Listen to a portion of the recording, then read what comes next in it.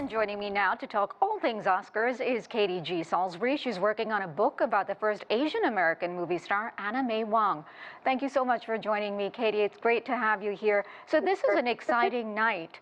Thank you. Yeah, all eyes will be on Everything Everywhere All at Once at tonight's Oscars. The film has so much buzz, the most awards ever for a film, and it has a predominantly Asian or Asian American cast. Why do you think it has taken Hollywood so long to catch on to Asian talent? Michelle Yeoh didn't suddenly become a great actress. She's been a great talent for years. Yeah, that's right. I mean, that's a great question, and thank you so much for having me on. I think one of the challenges that a lot of actors of color face is that oftentimes the roles that they're offered tend to be flattened stereotypes or minor supporting roles. And Michelle Yeoh herself has said that, after she made her Hollywood debut in 1997, as the Bond girl in Tomorrow Never Dies, she didn't work for 2 years after that because the roles that came her way were parts that she didn't want to take. She didn't want to play the stereotypical, submissive Asian woman. And so it's partially taken so long is because the writers, the producers, the directors haven't put out roles that feel authentic and genuine to the parts that actors like her want to play. And you just wrote an op-ed about finally seeing Asian representation, and you're currently working on a book as well about all of that. And I'm wondering for you to tell us, how big is the Asian film industry, in your opinion, compared to Hollywood? And how much potential do you think there is for growth there?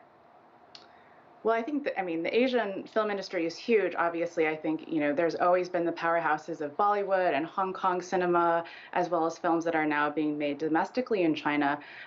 So, there's a huge market there.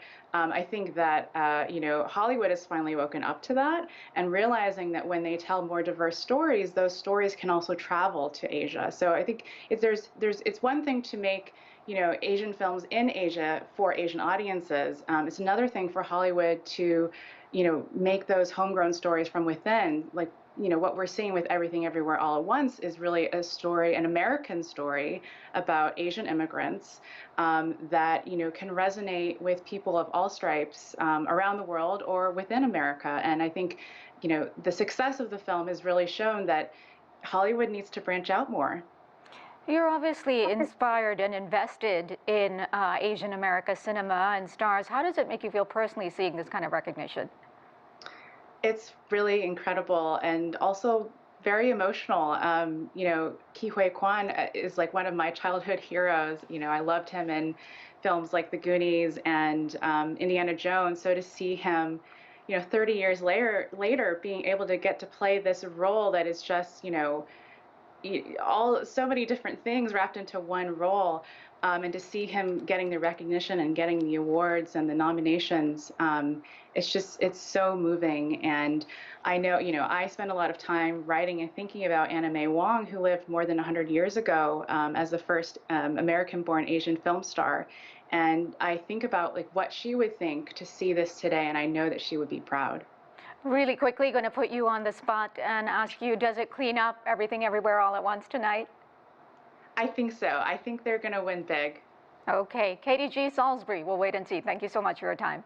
Thank you.